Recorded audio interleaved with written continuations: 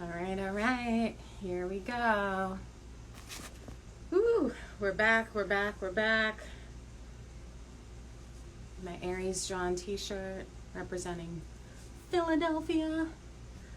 I'm so excited to have this conversation. Hey, Pearl. Just waiting for people to come on. Ooh, we're going to have the talk. We need to have the talk. Got my coffee. I got my water. I hope everyone is hydrating. We're still quarantined. I hope everyone is masking up. Okay. Just gonna wait a few seconds for Diane to come on and whoever else is available for this combo.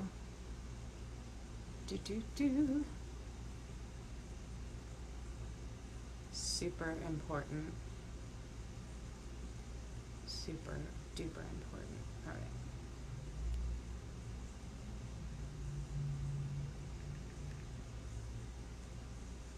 There she is. All right. So I think, Diane, you can send me a request to be in the video. There we go.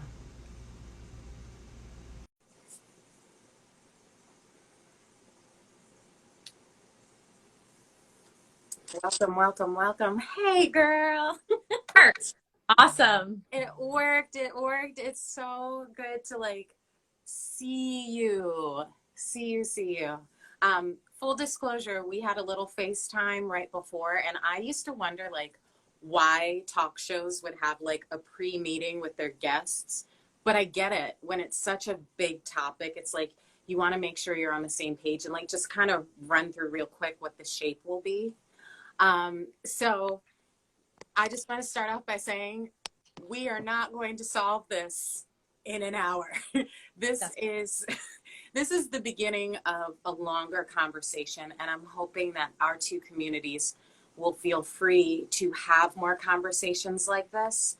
And we just want to model it because we have trust, we have friendship, we have love, and this is not an easy conversation to have.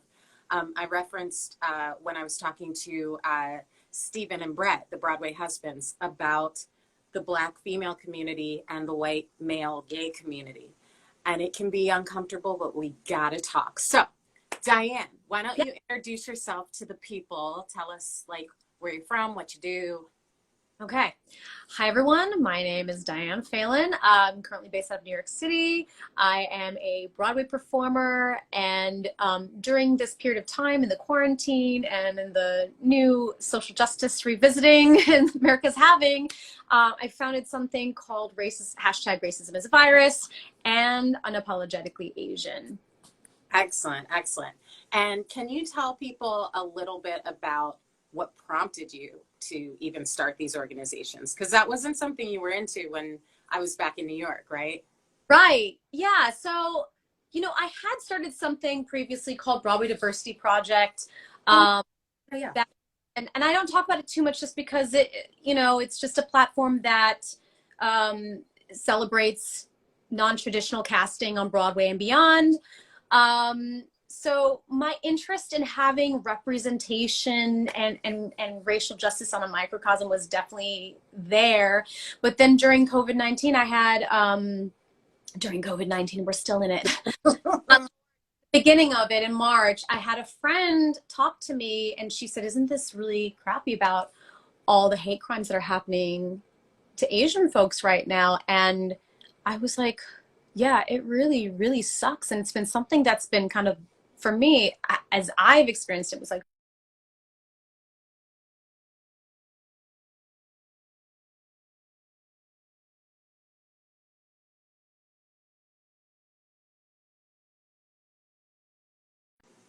No. Oh, no. catch up. Okay, here we are. I see. All right. Sorry, I've been having Wi-Fi trouble today. No, same here. So I was wondering if it was on my end. Anyways, instead of saying, "Hey, that really sucks," and getting off the phone with her, I was like, we should do something about it. And then I imagined if a whole bunch of Asian people kind of flooded the internet with our faces and saying, "Hey, this this violence and bullying that we're experiencing right now is not okay. And then it turned out that I was realizing one of the big hurdles to this was that Asian people, for the most part, have taken a stoic kind of like a bear things with silence perspective, standing up to challenges. And so I was hoping to kind of introduce something that was like, okay, it's time, like the time for being stoic is over. We have to use our voices to speak up, because being stoic was like super honorable and is super honorable in certain situations. It's not how we function here in America. You have to partake in the conversation of what it means to be American. And some of that is also about setting your own boundaries, saying, hey, we don't want to be treated like this. We're not as simple as that. That's how things are.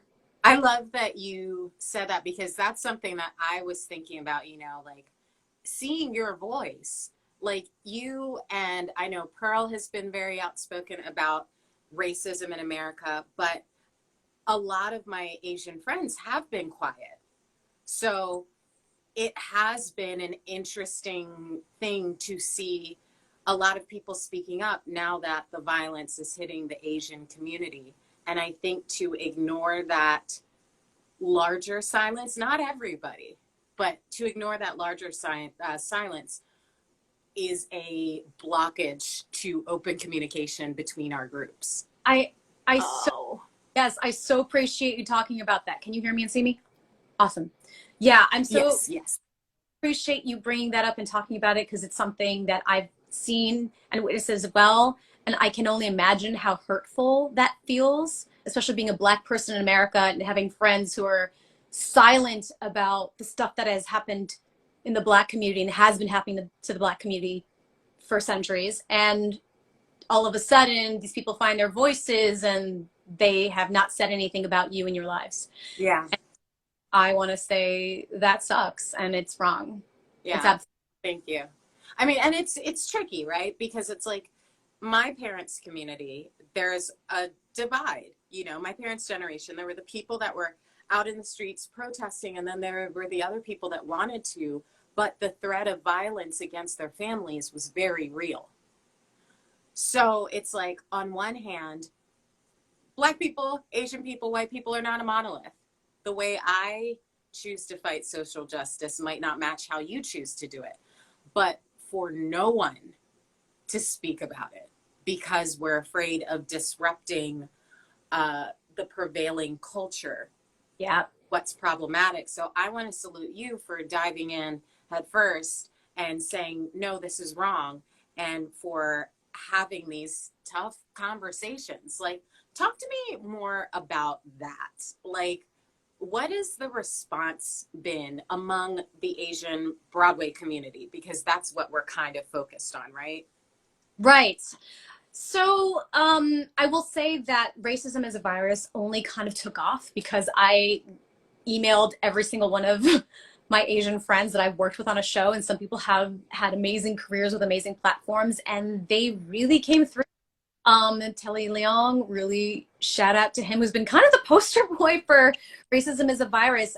Without being like asked to, he's just been very cognizant of his platform and has just been supportive and, always wants to like wear one of our shirts and all sorts of stuff.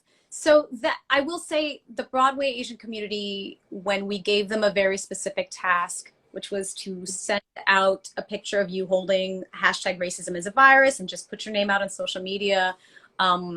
It was, a lot of people came through, and the only reason it was even a thing was because of those first like 40 people I sent this email to. And I think it's been a process, I think, with the folks that I know personally. A lot of people have not felt comfortable speaking up and speaking out. And I think that's really changing, which is good. And I like to see that. It's just really hard. It's really hard if I can only imagine if you're just like trying to make it as an actor and you don't want to be putting out something that's like so heavy and like, see,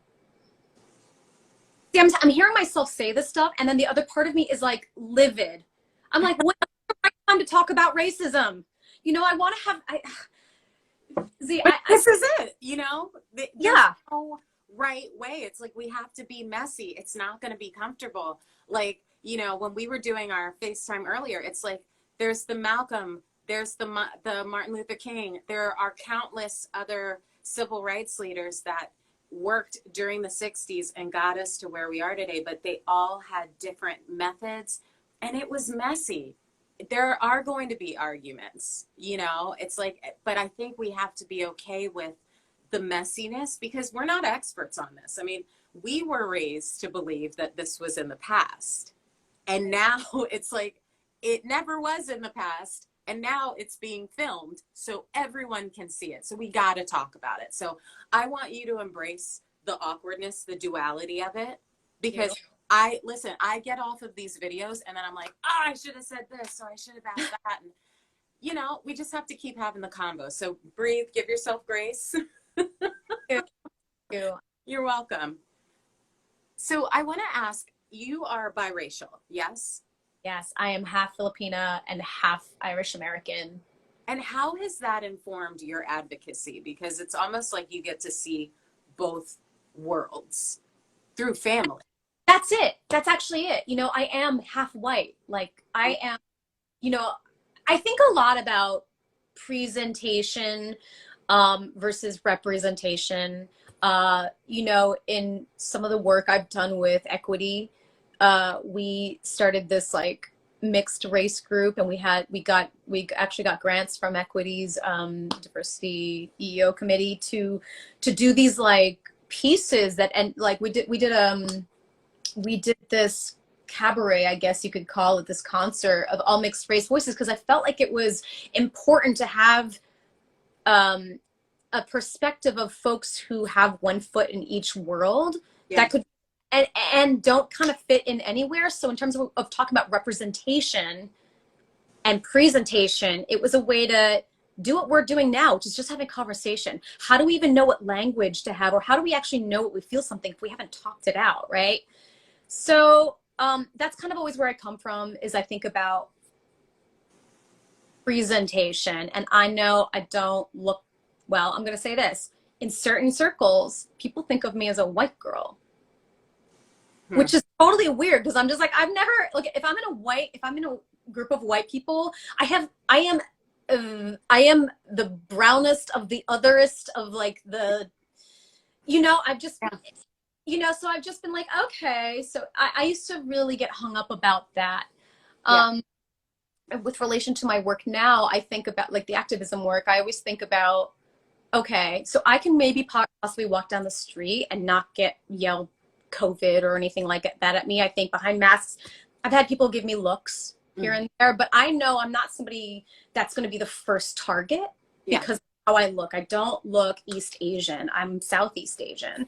And get that. So the way I think of it is like, well, I may have more bandwidth than some of my other Asian siblings. So if I need to like kind of take the brunt and like talk about things and do it, because I'm going to use that privilege. You know, I'm going to acknowledge and use the privilege that being half white does. Yeah. But, you know, and, you know, I'm not a young person. I have had Botox and I'm Asian.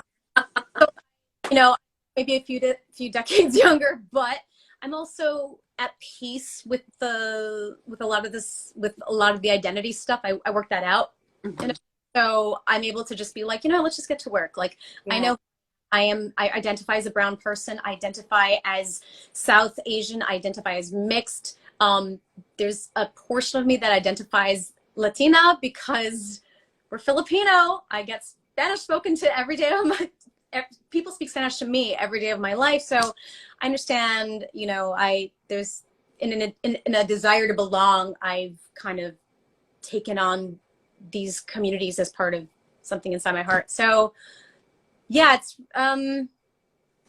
fully lost track of your original question. Okay. No, it's a big question. And I think that we do have to acknowledge that, you know, especially in Black communities, there have been discussions about, well, who gets to speak on behalf of Black people? And it's like, well, that person's biracial or that person's only a quarter Black. And it's like, well, if you go back in history, in American history, one drop is all it took. So I don't care who you are. If you are for the cause, you're for the cause, right? And I like that you acknowledge that walking through the world, you don't present the same features as someone who is 100% Asian. So you do have privilege in that aspect. And I think, honestly, that's all that people want to hear. That's all that I like to hear acknowledged. Like my journey, and a very light skinned person, I have cousins that could pass for white. We're both Black, but yes, you're going to have a different experience walking through the world, and you do have some privilege. And I think that it's interesting when people of color deal with privilege, nobody really wants to talk about it because it's awkward. But yes, there is privilege being biracial, being fairer skinned. You know, I have cousins who passed into white society, and my late uncle contacted them because he was our genealogist on my dad's side, and was basically told, end this. They're literally white people in like white society that if it was found out that they were actually Black and passed into white society, it would be very dangerous for them. It's 2000 in 2021. Mm-hmm. That is so, I just, my first thought is being like incredulous, like what the, and then I'm like, well, think of the empathy of the, like having empathy for the fear of what that actually means. Because like, why would someone just, people don't do things for no reason, right? Exactly. And that's the thing. It's like, we have to remember when we have these conversations, when we go into the allyship, social justice field, some people have been like, how do you keep having these conversations with white people? That's not your job. And I'm like, but here's the thing, since I was raised in a predominantly white space, and I was a tri-delt, and I was married to a white dude, I code switch like it's the Matrix. You know what I mean? So it's like, I feel like there is, knowing that these are some of my best friends, I know they're doing the best they can. And these are things that they've never thought about before. And I've never spoken freely about. And I don't know about you, but I've had family members that are like, what has happened to you? Like, why are you so militant? And I'm like, I'm not militant. I'm just not worried about making white people comfortable with my Blackness anymore. I'm just being fully me. And I'm sorry that makes you uncomfortable, but we cannot change if we're still hiding. In denial. Yeah. You know, it's like, yes, it was a survival thing. Our ancestors had to do that. They had to acquiesce. But we're in a different time. So if I want things to change, I've got to be real about it. So that being said, let's go deeper into the conversation about our two communities. All right. It's so complex.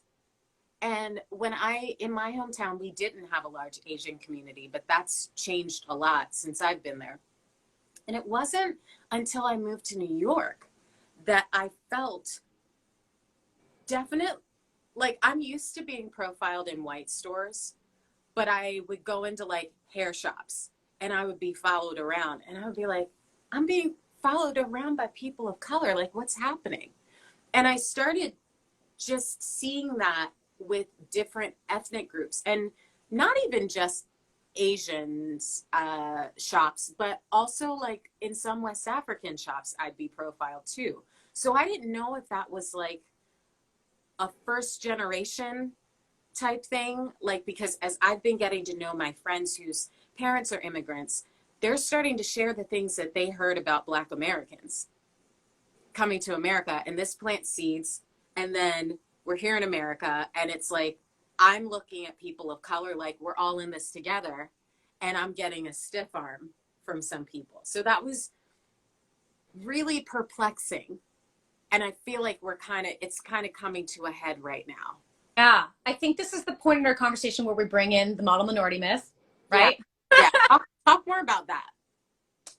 So a lot, I think the model minority myth is being talked about a lot right now, especially in the Asian community, where the myth of the model minority is usually used to describe Asians, and it came out of, I want to say, I want to say like it was like 70s, 80s, and please forgive me for anybody that's watching this who's cringing at my lack of actual details on this, because I tend to see things really, really big picture, and details kind of get away from me. But the idea that Asians and Asian Americans who immigrated to America are, you know, they're smart, they're hardworking, and look, they were able to make something with nothing. So why aren't you like them more, Black folks? Mm-hmm, And mm-hmm. that's kind of, it's this like idea that's been, oh, you know, we're finally naming it, you know, but it's not something like, oh, you're employing the model minority myth, or like this is what they wanted to do, but it's this kind of zeitgeisty pervasive thing that was happening that we're just starting to name now. I mean, Yeah. we've been naming it, but like what's really coming up in conversations now with Asian Americans and saying, hey, we've been pit against Black people for a reason. You know, it was for white, the system known as white supremacy. I don't ever like to use the word white folks. I don't like to talk about people. I like to talk about systems, because you can be Black, white, Asian and uphold systems, same way you can be female and uphold the patriarchy. And I think that's all an opportunity to say, hey, you know, we're all in this together to kind of combat the system, right? But it is a way. I totally lost my train of thought, and Well, I think I can pick up your thread. It almost sounds like the way that house slaves were pitted against field slaves, but everybody was enslaved. And it was literally just to keep us against each other. Yes, proximity to whiteness. Everyone is fighting for proximity to whiteness. And with the model minority myth, what is left out is the fact that American slavery left Black Americans without any kind of ability to really own property, unless I mean, look, my features are all slave rape. Like this, it's in my family tree. And on both sides of my family, one of the rapists left their descendants land. So we did luck out in certain points, but not everybody was that lucky. And if you start off not being able to have land, you're still beholden to the system. So if you have a whole race of people who are already starting way behind the starting line, and then you have people immigrating to America who don't know the full picture, I get now why there was such suspicion. But my hope is that now that we're talking about it, that we realize like, no, they're trying to pit us against each other so that they can stay on top. And it's really sad, because it's like, I don't want to get too much into us versus them, because it is a nuanced conversation, but there are so many people that benefit from white supremacy that uphold it. And they don't want us to have these conversations, because like we know, working together, our voices collectively will create change. And that is the fear. We're the majority with our voices collected together, actually. Yes. And we all want the same thing. Like when I went to Korea for the first time, I was like, yo, oh my gosh. I'm having people like introduce themselves to me. There's such a love of Black culture that I had not experienced before.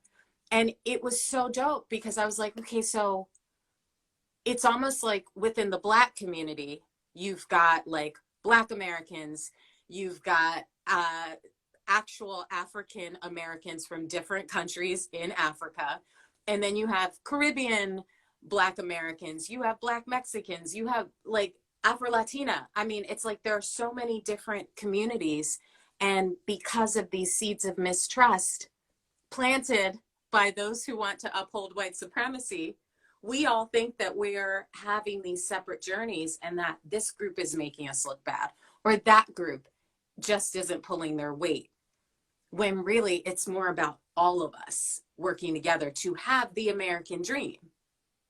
I completely agree with you. And, you know, a couple things came to my mind as we're talking about this. Ava DuVernay's documentary, The 13th. Girl. Yeah. So, you know, I've already been, you know, I was already like, yes, the model minority myth is effed up. Yes, we need to all be united. But it really wasn't until I watched that documentary that I was deeply, deeply, deeply shook at how deeply we've all been gaslit. We've all been gaslit, like how, and like this idea of equality versus equity. Yeah. And how do you expect community to build wealth if it's constantly, if they're constantly being cut off at the legs? And you know, Lauren Vieques, who runs Project, oh my God, my brain right now, Project Am I Right? Mm. We had talked a lot about this idea of communities that come from colonialism versus people who are not colonized, and how their descendants still benefit. So like me and my Dutch husband talk about this all the time. And I'm always like, okay, so you think I'm this, but you know, it's because like your country is all together, and you know why? Because you're colonizers. He's like, yeah, I know. Right, you're right, you know, and it's like constantly us having to reframe this. So that's one thing that came to my mind. And I'm sure we can talk a zillion more about that. Yeah. And then the thing that keeps coming to mind, because like I was so unpopular in high school, and I had to deal with like so much bullying because I was like trying to come out as gay once, and I was always different and new, and I was always Asian. And I just think about how like the popular, like the popular kids would always be kind of like, everything was all about in proximity to being close to them, right? So if we're thinking about metaphors for how to think about white supremacy, Yeah. and like it's like you're thinking about like, okay, what did you want to do? You were either the popular kid or you wanted to like be close to them. You think about movies like Mean Girls or all those like tween movies, and it starts to kind of show you how like the world is set up in these caste systems. Mm-hmm. Yeah. And it's one person. Like when you actually get to know the popular people, you're like, they're not even that great. But what they did was they set it up so that it's almost like they crowned themselves emperor, and they carried themselves in such a way, and they were intimidating, and it almost made people want to be closer to them, and they were cruel, you know. So it's like, even looking at colonialism, you know, the fact is there had to be people that helped make the colonialism happen, right? People who are complicit, and there's people who are complicit now. Being Filipino, you know, we were colonized by the Americans. We first by the Spanish for 400 years, and then by the Americans. And I am only actually just learning about how violent and incredibly disgusting that period of time was between America and the Philippines, and what that's left off now. And this is only like a generation and a half ago. Like I'm dealing with the ancestral trauma, not just of the the Spanish colonialization, but with like American colonialization. And so I have Filipino members of my family who still are like, no, like whatever America says is right, whatever the American president says is right, even though it's Trump and he hates Asians, you know, they're still gonna ally in having this white adjacency, like this kind of like stand by the white savior. And so I think a lot of folks in the Filipino community are kind of like trying to decolonize that aspect of being like, why are we so white adjacent? You know? Yeah. Well, we're going through that too in the Black community. Like, okay, why am I wearing this? This is to get me jobs. Like when I was on FaceTime with Diane, I straight up put my wig on, threw my beanie on. You know, like I wear my own hair now, but even that was a journey, because again, straighter hair gets you closer to whiteness, and whiteness has been and still is the prevailing theme of America. Like when you think of the All-American, you think of blonde hair, blue eyes. Yeah. Right? Yeah. So even with my German guy, Christian, we were just talking, and a lot of our conversations, it's fascinating because I'm like, you know, you look one way, but your experience in America is so different because you can see it from a European perspective. Yeah, it's interesting. It's so like night and day. Um, but I do want to, because we have so much to talk about. It's already been half an hour. I know. So how, with where we are now in this moment, I know that you had a post about, because I keep seeing my mermaid poster, and I know when I came out and talked about my experiences as a Black person on Broadway, that stoked a lot of fires, and not everybody thought I should have spoken up. But I was also like, you know what, this is a problem. And if we, as a Broadway community, are supposed to be this welcoming place, can we just be honest that we have so much work to do and it's not what we think it is? And you jumped on that with what I thought was a very brave post, a very brave critique and telling your story. Can you just summarize that for people who might not be familiar with it? Yeah, thank you. Thank you for all of that. It was really hard to talk about. So just kind of in summary, I was in the Broadway company of the recent revival of King and I. I, looking back at that experience now, realized that I had been kind of traumatized by some of what felt like really, and I hate talking about it like this because, and there was some feedback about this because I'm not sitting here trying to call a creative team racist. Yeah. But Yeah. there was some erasure that happened in the design and some conversations about the King and I that made me feel very, very heartbroken. And Mm-hmm. I knew I knew what I was going through at the time, and this was around in 2015, and I actually had to leave because I got so ill during that time. I could not get back to that show. I got really, really ill. I was fighting Lyme disease, and I I could not get better during the span of time that King and I was running. Mm-hmm. So what I think happened was I got there to Broadway. That was my Broadway debut after 2 decades of being in the business. That's a whole other story. But then I was working with this amazing team, and we were all so excited to be there. And I'd done King and I so many times. I loved it. And then I realized, I'm like, wait, if I've been doing this show for 20 years, my job is to sit and bow and not make eye contact with anybody and be silent. What have I gone, what did I pay like hundreds of thousands of dollars to study musical theater for? Like, if, like literally anybody could do what I was doing. It did not take a really high skill level to do what I was doing. And I think the realization of that, that this was my bamboo ceiling, that this was kind of where it was, like Lincoln Center, Mm-hmm. an amazing, wonderful team who I had adored and wanted to stand. I wanted to work with them forever. Mm-hmm. And here it was, I was like, well, this is it. This is all it's ever going to be for me. Mm-hmm. And also this team is creating designs and doing and saying things that, even though they're well-meaning, beautiful people, showed me that they actually didn't care about the Asian experience on Broadway. Yeah. It was erasure.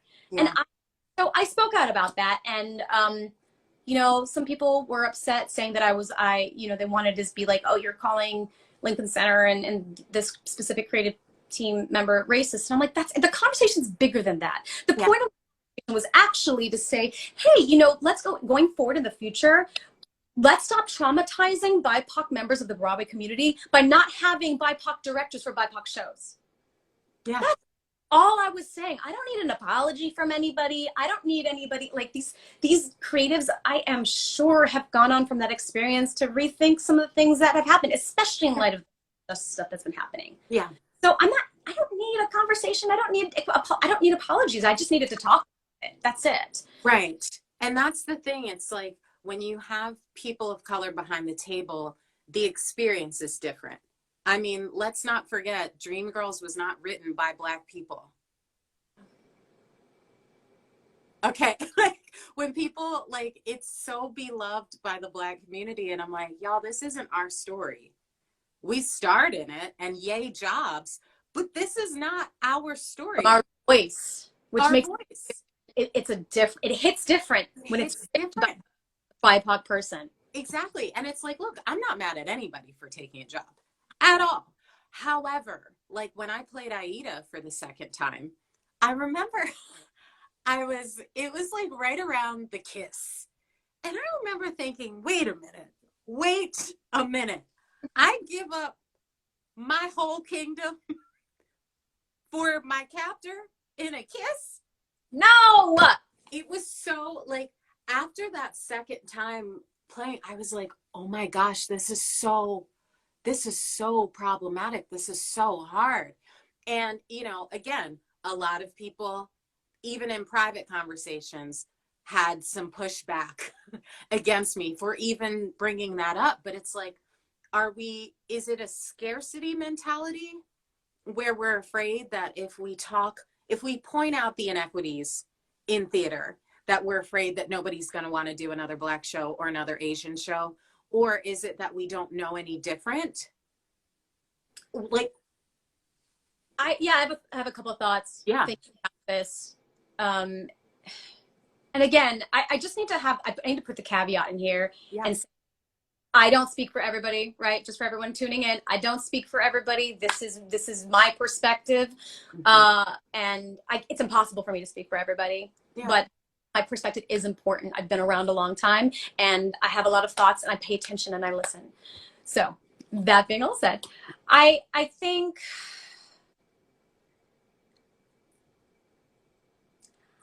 it's hard when people wake up at different places, right? So you woke up to the fact like, wait, why am I telling this story? This is not somebody who is self-respecting would never make this decision. This is clearly through the eyes of someone. This is someone's fantasy. Yep. And we're all at different places in our lives, and we're all the way I have these amazing spiritual teachers in my life. They really over and over and over try to drum into my thick head that I am looking at I look at everything through my perspective.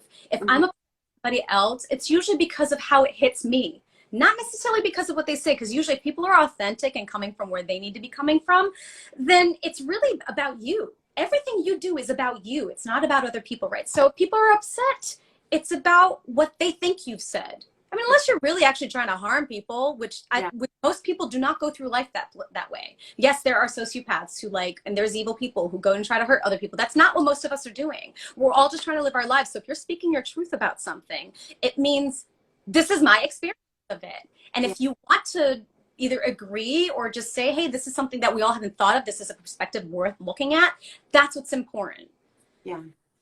So that's kind of the main thoughts going through my head right now. And then also, and I thought this was another thing, but it's not, because I think about a lot of the Filipino community, and I'm talking about like my family, specifically older relatives. And I had this conversation with another dear Filipino friend who we were just incredulous about why our families were voting for Trump. We couldn't fucking wrap our minds around it. We were really were trying to. Wait, I'm sorry. We had to talk about that. This was a thing. And so we really tried to wrap our minds about why were these family members voting for Trump? Like, what? And it's kind of what we're talking about. It's like this proximity to whiteness and what they gained from it. And they're living in a different reality of what they think is important. When you've woken up to saying, and when you've gone through life as in a marginalized community, you tend to think of yourself in a certain way. I know that I started noticing when I was walking down the street and so on a subway or just anywhere down New York Street, where I would kind of yield. Girl, yes. Woman, and they expected it. I'm sorry. I'm not trying to be a certain way, but these are these unspoken things. I don't know if people are. And when you wake up to kind of the matrix, as we love to talk about, the second time we bring into the conversation, when you start to wake up to these things, you're like, oh, wait, why? Just because of the color of my skin? That makes no sense. Who said that I was born into this caste system? Isn't America about freedom? Isn't America about, the whole reason why everyone was so excited about America is because you could leave the caste systems of wherever you came from and start anew and make anything of yourself? That's what freedom is. That's what these patriots are always going on about. But it's not for all of us, because back in the day, if you're a Black person walking like on the sidewalk and a white person is coming toward you, you have to step off the sidewalk to let the white person, like that was a law. You could literally get in trouble for that. So it's like, in as much as America advertises itself to do this, to be this welcoming place, we have to remember that Black folks did not have that luxury. And there's something passed down in the DNA. I was just going to say that. It feels like it's like, okay, so that was a law, and that is not the case anymore. And yet, why are people reenacting this now? My heart just broke a little. Like, I feel emotional. Like, we somehow passed that on to children. Yeah, yeah. I remember in Prospect Park, I was walking with one of my best girlfriends, Ivy, and I was like, there was this whole pack of white girls walking toward us, and Ivy is white. And I remember there were like 5 or 6 white girls, like just filling up the whole sidewalk. And Ivy went to move out of their way, and I didn't. I let them bump into me, and I stood my ground. And she was like, why didn't you just move? And I was like, Ivy, they took up the whole sidewalk. The fact that they expected me to move is why I didn't move. And it was fascinating because that was like my wake up point. Like, we should both be moving to make space for each other. It should not be that you assume that I'm going to get out of your way. I get it. I'm a tall woman. I'm 5'10". I take up some space. However, we should both be making space for each other. And it resonates deeply with me that you also experience it, because sometimes it feels like we're alone in the struggle, but it does feel like there's something inherently passed down in the DNA that needs to be broken, because parents I'm sure are not teaching their kids, like, don't move out of the way if a Black person or an Asian person is walking toward you. No one ever said that. It's not explicit, it's implicit, and it's just something that I think that part of our fighting back is simply standing our ground. Yes. But it's hard. It's revolutionary to take up the space that you take up. Yeah. As a BIPOC person. Yeah. Yeah. And, I wanted to circle back because you did go through so much with your King and I posts. And I think it's a very important part of the discussion, because I do think that as people of color, we need to leave space for different opinions, but I don't think it's our place to say that's not good for the cause. You're doing this and it's harmful for us as a community, because it's like, all right, you might not be comfortable with what I'm doing, but my intentions are based on my experience, and I feel strongly enough about it that I'm going to put myself out there. Thank you for that. Yeah. You know what? I hadn't remembered this, but this was actually one of the things that someone had said to me. They said that this isn't helping the cause. And I'm like, for who? We're not all the same. I literally just needed to tell my version of the story, and it had nothing to do with, I don't, that's me reacting and to that. But if I were to respond, I would say, I think, like, calling back to what you said in the beginning of this conversation, that everything is needed. Because if we're going to go, especially as storytellers, if we're going to believe that all of our stories matter and everybody actually matters, that there is no one way to do things, there's no one right way to be or to represent, yep, then that should go the same for activism, because it's about human stories. Yep. And if I'm, and it's like, who are we worried about upsetting here? You read my mind, because it's almost like there's a fear of, well, what are the white people going to think? That's it, right? What are the white people going to think? They're going to take away their goodies. Yeah, and that's like, but that's it is, like, let's name it. Let's talk about it. I talk about it. We all think about it. We're all worried. Why did I stay silent for 5 years? Why did I get sick instead of talk about it? Why was I like willing to go through like chronic fatigue and Lyme disease instead of actually say what I needed to say? But it's part of the awakening though, right? We're born into this system. And it's like we have to find our way through it. And like even in the Black community, like the Tyler Perry versus the Ava DuVernay, who's to say what art is valuable? Because I have friends that relate to both experiences. So it's not up to me to look at this storyteller and say, you shouldn't tell that story. That's demeaning to Black people. Well, you know what? There is a Black audience for it. Why don't we just start creating and not think about like, well, what will white people think about this? If we are unapologetic in our stories and we're putting out good content, then that's what's important. Why is there such a fear of putting people of color in leadership positions on Broadway? When I did Stick Fly, that was the first time that I had a Black creative team. And I was like, this is amazing. This is amazing because there were certain things that we could talk about freely with the creative team that you just didn't have to explain. And it's not saying anything against white directors or white creative teams. But I will say, I got fired by a white female director who felt, she felt that I was being aggressive because I was asking her questions about a poorly written musical. And I was just trying to get the facts together so I could do my job. And she literally fired me for that. And I was like, wow, so that's not about what I asked her. That's about her feeling some type of way of, as me as a Black person, having the audacity to ask for further clarification. I'm You still know, on this. That must have been incredibly painful. it was infuriating. And then I just had to laugh about it because I was like, this is where we are. This woman is so afraid of a smart Black woman who is asking her questions that she doesn't have the answers to.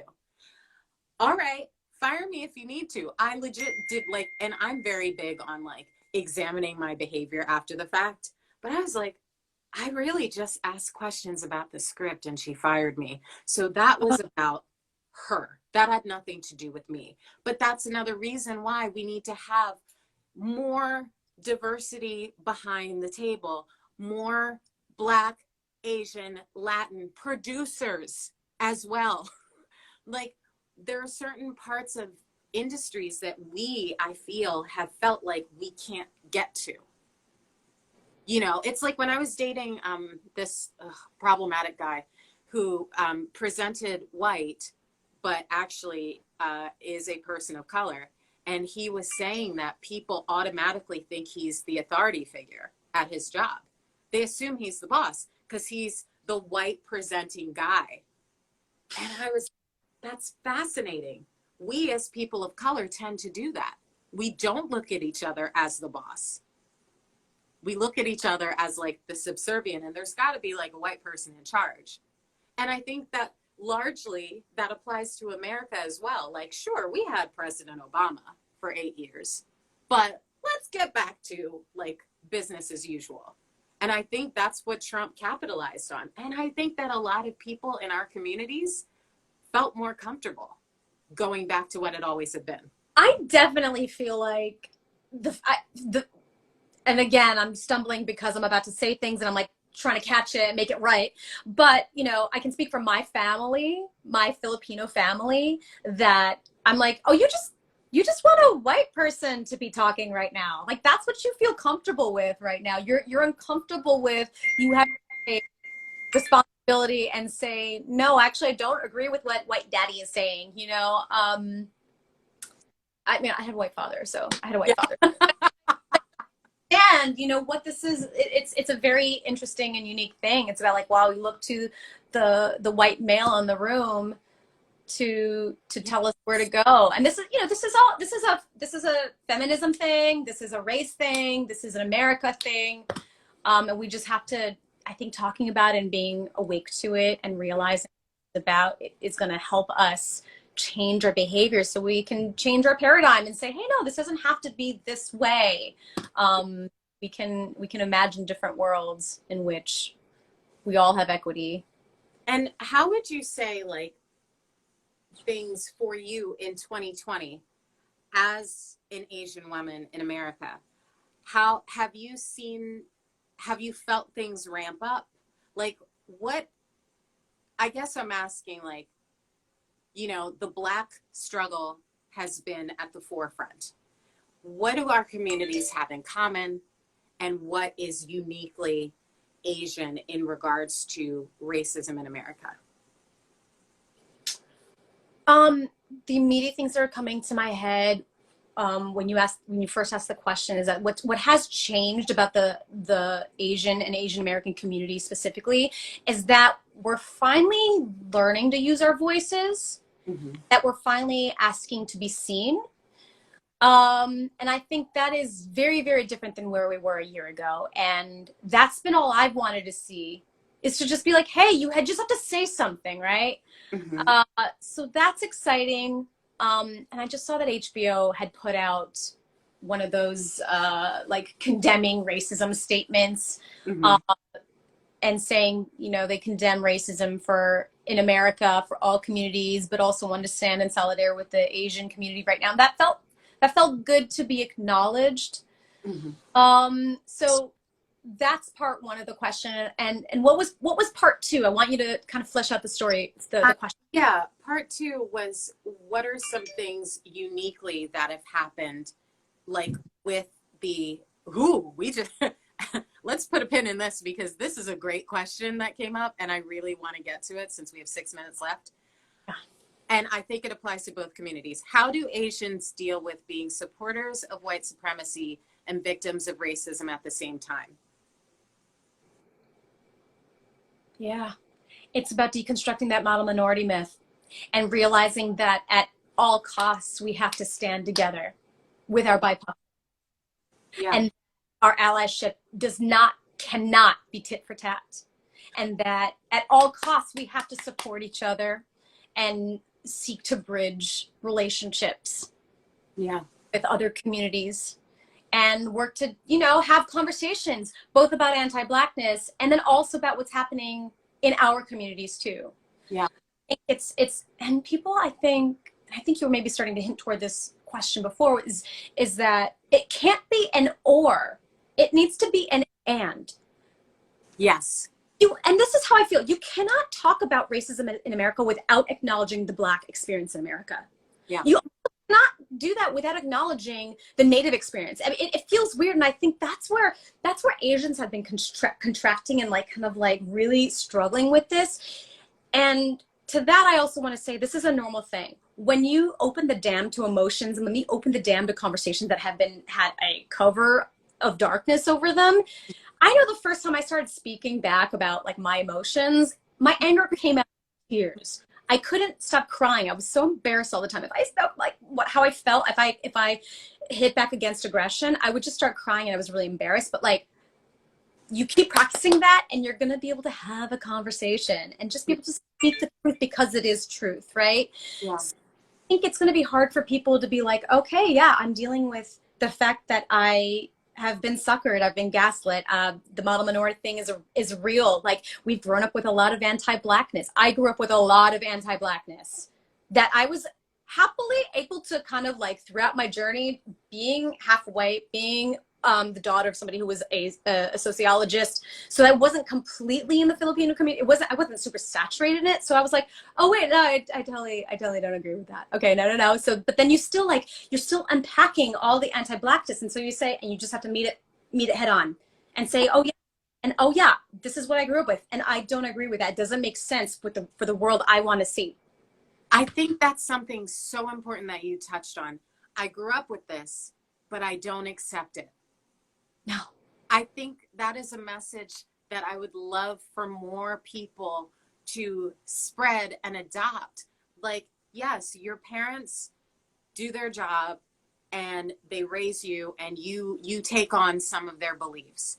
But as you become an adult, it's up to you. If you want to have a certain type of world, if you want to truly have equality, you have to question some of the things you've been raised believing. And this is for all groups of people. Even, I love my parents, but we've been having some great conversations lately where I'll say things and I'm like, I love you guys, but I don't agree with that. I don't agree with it. I literally, I had to remind them, and I'm going to post this later. There's a poem that used to hang like right next to my crib in my childhood bedroom that was I am the black child. And it was talking about how all the world is looking to see what I'm going to become. And I used to like memorize it as I was falling asleep, just bored, right? And when I was talking to my parents about my activism and, you know, addressing some of their fears, like they're proud of me, but they're also scared for me.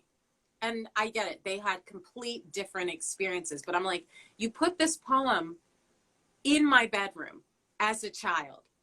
You should not be surprised that I'm speaking out. And I am going through certain mindsets I've adopted from my parents that I'm like, I actually don't agree with that. And we can disagree with one another. We can call each other out, but I do think that we need to have space to allow people to learn, you know, allow people to apologize because we've never had these conversations publicly. There are going to be stumbles and we are going to offend people. And it's like, all right, well, if you point it out, then I'm going to apologize and I'm going to try to do better. But it's my job to at least hear you. And I think our communities need to listen to each other a little bit more. Yes. I think, and I'm just trying to have empathy for where people come from on it. That's where I always try to do that. Because it just helps me understand them better, because I hate going around being like, why are people like this? But, you know, I think the Asian community, aside from being, there's just so much that everyone's trying to deal with. Just speaking for the Asian, just my perspective of the Asian American community alone, is that they're dealing with the fact that there's been a lot of erasure, there's been a lot of silencing, and there's also been, I don't know anybody who's Asian who has not experienced some sort of othering, xenophobia, racism, sometimes violence, right? Mm-hmm. And so we're trying to deal with that.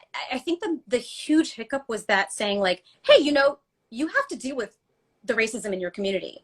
So you have to deal with the privilege that you have to deal with this kind of stuff, but then, you know, you have folks whose families have lived through the Japanese internment. And so it's like who they haven't, because it's a culture of stoicism, there's a lot of unhealed stuff happening there. Yeah.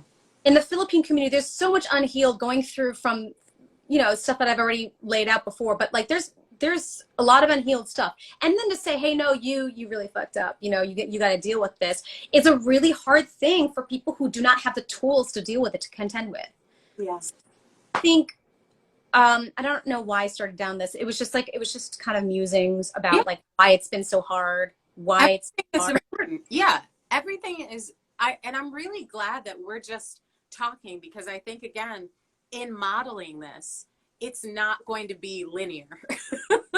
We are not having a linear conversation. It's like we're making, we're having epiphanies as we talk.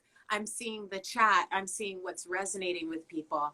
And clearly we need to have another one of these discussions, because I know we've just scratched the surface.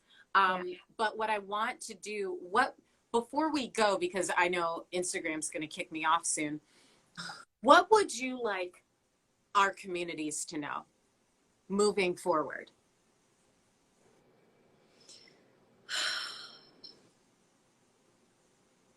So many things are going through my mind right now, but I think it's always about, I always try to leave this point in the conversation to say, we always have to come from the place of love, even if it's hard, even if like love and empathy, to get your message across with love.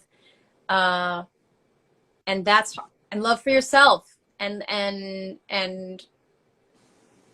it's hard because there's a lot of pain happening between the Black and Asian community that everyone's trying to build bridges for.